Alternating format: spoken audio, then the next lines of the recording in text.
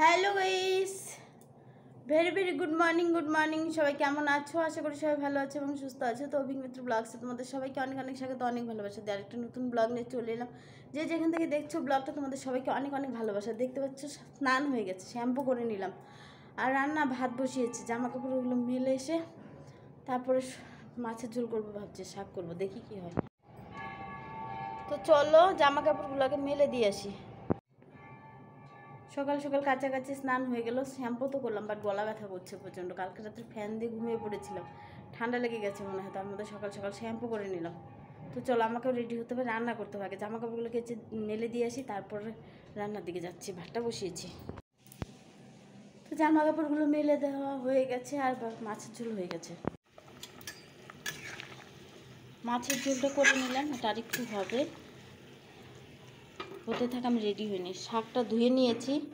তো ভাবছি শাকটা করব যদি সময় পাই। তো ধোয়া হয়ে গেছে, মাছের ঝোলটা আরেকটু হবে। সকালবেলা সময়ের এত অভাব। মাছের ঝোলটা হয়ে গেছে, নামিয়ে নিয়েছি, শাকটাও বসিয়ে দিয়েছি। তো এখন চলো গ্যাসটা বন্ধ করে আমাকে যেতে হবে, কারণ আমার কাছে আর 1 মিনিট সময় নেই। তো চলো, আর একটু হলে ভালো হতো শাকটা, তারপরে দেখবো লাগছে। আমি রেডি হয়ে গেছি, আর বাবা না এখনও দেখা আসেনি। 9:30 হয়ে গেছে। আজকে ছেলেটাকে খেয়ে যেতে পারবে না, স্কুল যেতে পারবে কি না সেই নিয়ে আমার সন্দেহ লাগছে। এখন স্কুল যেতে পারবে না। চলো এখন রাখছি, পরে কথা হচ্ছে। তো লাঞ্চে এসেছিলাম, এলাম, শুয়ে থাকলাম। খাওয়া দাওয়া হলো, জামা কাপড়গুলো উঠিয়ে নিলাম। বাবানের জন্য একটা ডিম সেদ্ধ দিয়েছি, কারণ ও মাছ খেতে চাইবে না, খাওয়া নিয়ে বহু ঝামেলা করবে, সেই কারণে একটা ডিম সেদ্ধ দিয়েছি। চলো গ্যাসটা বন্ধ করে বেরিয়ে হয়েই গেছে মনে হচ্ছে। গ্যাসটা বন্ধ করবো আর বেরিয়ে যাব। চুলটা শ্যাম্পু করেছিলাম, তো এখনও পুরোপুরি শুকায়নি, তাই একটু চিরুনি করলাম হালকা। তো চলো এখন বেরিয়ে যাই, এখন আর কথা বলার সময় নেই, এখন রাখছি, পরে কথা হবে।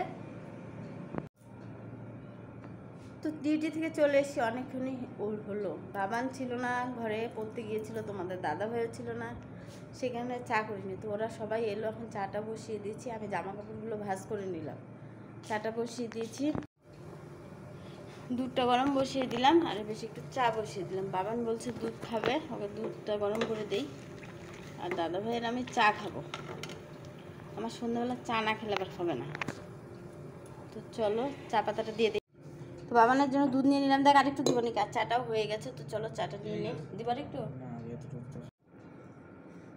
তো হ্যালো ফ্রেন্ডস, তো চলো আজকে রাতে রান্নাবাড়ি তেমন কিছু করিনি। ডিম সেদ্ধ, আলু সেদ্ধ করেছিলাম, আর মাছের ঝোল ছিল।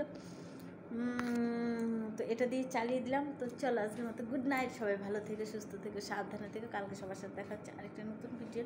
Good night, tata, by.